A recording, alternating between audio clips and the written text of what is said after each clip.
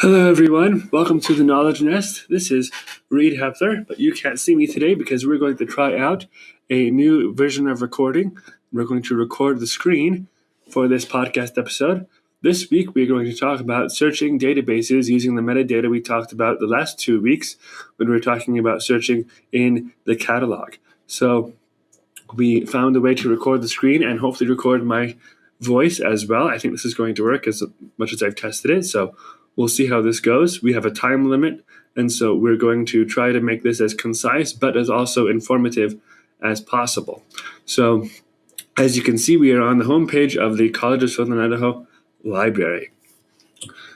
Additionally, while I have you all here, I have to say that the Meyerhofer building access is somewhat limited.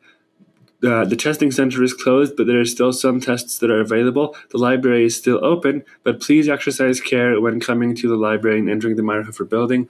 We still have repairs going on from the water incident last week.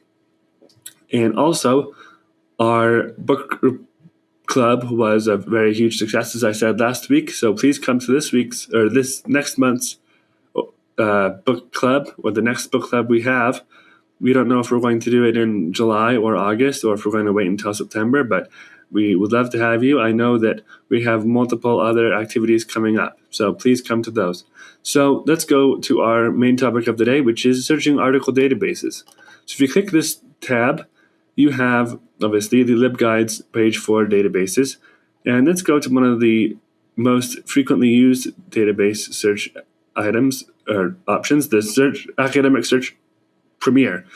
This is a database that essentially searches all the EBSCO databases for biology, chemistry, physics, psychology, theology, all these other databases, all these subjects, more than 8,500 journals, and more than 4,600 full-text items. So if you come here, this is the basic search. It's comparable to the search that you see when you search all of the EBSCO items on a basic EBSCO database. And so, in fact, let's go over here. As you can see, it's the same. Let's go back here and click the search button. And a lot of it is the same thing. You don't have the little Boolean things, but so in order to do this, I'm going to show you this tab. And it has essentially the same functions, except you can't search for keywords and things. But we're going to go right here. This is a general academic search premier search. So you can search with Booleans, which is what we're going to do. You can search for finding all my search terms or finding any of my search terms. Or you can do a thing called smart text searching. And this means that you can enter as much text as you want, and then it will kind of get the keywords from that paragraph or from those selections and give you what it thinks you want. And that is kind of affected by AI. But right now, we want to make sure that we have the best search results possible. So we click full text, and we click peer reviewed. And we also may click references available, but sometimes, especially with older articles, we don't have the references available in the metadata fields that they want them, so that could unnecessarily limit things. But we want to have peer-reviewed articles, and for ease of use, full text. Sometimes, though, again, similar to the references, full text isn't available. And we can find items that don't have full text in interlibrary loan oftentimes or in another avenue. But for our use, let's click full text. You can also limit your results by publication if you want to type in words they want to see in the journal title. You can search by published date, publication type, and the image types. We don't really care about the image types right now, but if you wanted to, you could do that. So let's search. What should we search for? Let's search for, I'm from North Ogden, Utah, so let's do the Great Basin. And that kind of affects Idaho as well. So let's do Great Basin. Let's just search that. And then search Great Basin. We have 523 possible items. And here are expanders. So these are equivalent subjects. So if I was searching for something, I'm searching for the Great Basin. If there was another term that was widely used, this means the same thing as that's associated with it in the database through controlled vocabulary or something, it would also search for those items. And let's go back. I accidentally went back. So, and then we have limiters that are full text and peer reviewed. There are only 2 limiters right now. You can also limit for publication year. We want the most current things. So let's go. In terms of publications, it's kind of advised that you don't want to go too far back, but you don't want to be too recent because research takes a long time. So let's do 2013 to 2023, and we've cut it almost in half. It's only academic journals, so we don't really have to worry about that. If you want to look at publishers, we have that. If you want to look at subjects, we have that. This is obviously history one right here, etc.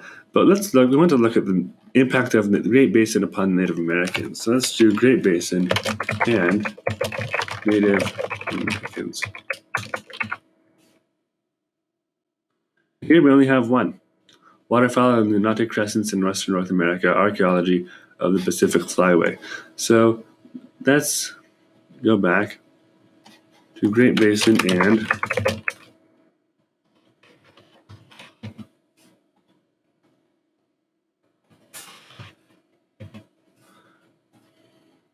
here we have, this is interesting, research by ethnicity. How did the Great Basin affect people's ethnicity, etc.? We have ancient human mitochondrial DNA and radiocarbon analysis of archived quids from the Mule Spring rock shelter in Nevada, USA, which is another part of the Great Basin. So that's really interesting. So let's go back to the Great Basin. And that and was a Boolean term. We have and, or, and not, which I've talked about before. And so you can kind of see these things at work. Have these many limiters. You can, again, limit it by subject. You can limit it by language, by geography. If we only want the Great Basin, which we do, that limits it by 61. So that's kind of interesting. Let's say, let's look for agriculture.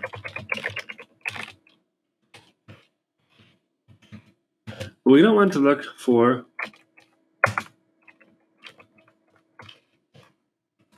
things related to corn. We don't want corn, we want wheat. So we want to do and wheat, not corn. Here we have agriculture related to wheat and not corn. 128. Now let's say we wanted to do and wheat and didn't care about the corn. We have 3,000 more items. And let's just say we want to do agriculture and wheat and corn. So only those ones that have both of those. We have 294 things. So that's really interesting. And then again, you can limit it by these different things. Now that we have time, I think we have time. Yes, we have 6 minutes left. The home page. Now, I told you that we can click on this big search button, and we can search in that. And we can also search in publication search. So, first of all, we're going to do the basic search. And as I said, you can search by keyword, title, and author. And this is the discovery service for the College of Southern Idaho that we talked about a little bit earlier. But you can also search to other databases that we have access to. So this kind of combines Academic Search Premier with a lot of other things. So let's go, and we were talking about nuclear reactors last week, and now you can see it in action.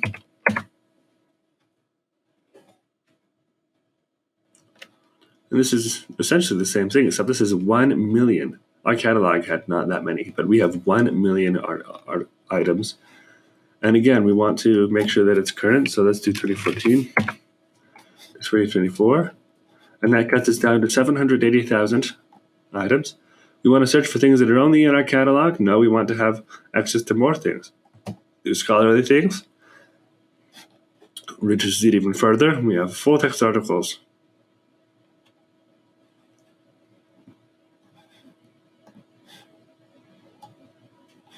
So that took it down about 50,000 items. Let's look at more things. We only want academic journals, and so even when you do scholarly publications, peer-reviewed journals, sometimes it still has magazines and reviews and such, and so we only want academic journals.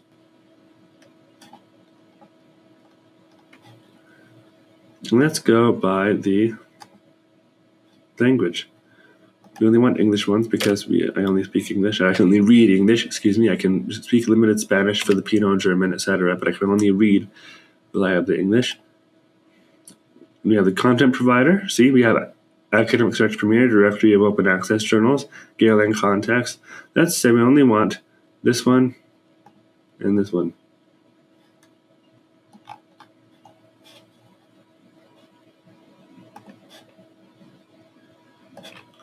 So they were limited from 50,000, from actually like 110 million to 17,000 items. And we have it by years, limited. And let's say we only want to look at nuclear reactors specifically. And so we limit it even further. We only have 980 things. And then, but you want to be careful because sometimes the keywords that articles have are descriptive, but they might also describe things you weren't interested in. So you don't want to be too stingy. So we have nuclear reactors, and let's do nuclear power plants as well, because they incorporate nuclear reactor. And I saw over here we have nuclear reactor cores as well. So nuclear reactor cores. And now we've limited it to 5. So that's kind of a really small selection. So let's remove the nuclear power plants from that and see if that can help us. So now I have 46 if we just do nuclear reactors and nuclear reactor cores. You want to limit it by geography? I don't know if we want to, but here we can if we want to. We have none that are about the United States. So you might have to go back and focus only on the nuclear reactors and the United States.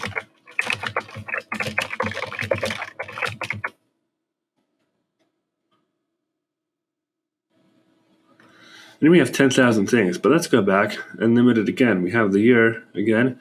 We only want academic journals.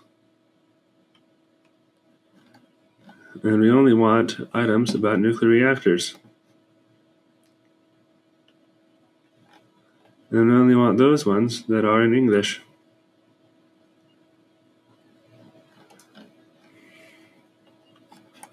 And since let's see what we have.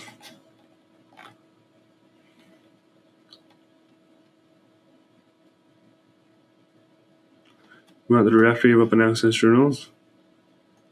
And we want to have Academic Search Premier. Let's do the Military and Government collection as well. Update that. And here we've cut it down to 2,000 items. And we've limited it a little bit by subject, but let's limit it a little bit more by subject. So we have all these different subjects. We have obviously nuclear reactors, and it's a shame right now you can't really search the subjects that you want. But I'm sure you can when we update in August. Here's a fun tidbit. We're gonna update in August to a new system, or a new interface, if you will, of EBSCO. So that's exciting. And so we're just going to have to go, for the sake of time, and just do nuclear reactors. But if you wanted, you could see all those subjects. If you wanted to search for different topics, you could do that. Here we have an estimation of the levelized cost of nuclear hydrogen production from light water reactors in the United States. Now we have a nuclear reactor in Idaho. So what if we wanted to just do Idaho? Nuclear reactors in Idaho. Now, here we have all these things. This is amazing. At the Idaho National Laboratory, they're working with nuclear energy, and they're and for the Department of Energy, which is kind of cool. And so a lot of these would have to do with Idaho National Laboratory. See, we have here Idaho National Laboratory. And so if you wanted to look at how nuclear energy, nuclear reactors were affecting the economy, the energy solution, the energy, and a lot of other things in Idaho, you could look at that through these articles and through other things. And these strategies are useful not only here, but they're useful in many, many different things, many, many different projects. And so I hope that you enjoyed learning how to navigate databases and navigate the Discovery Service. I'm glad that I could share the screen this time. This was really fun, and I think I'm going to do this for a lot more things, a lot more podcast episodes. And so thank you very much. You all know what I look like and who I am, so I hope you come over and email me and talk to me and tell me how this is going and tell me what you would like to know more about. So thank you very much and have a good week. I'll see you next week.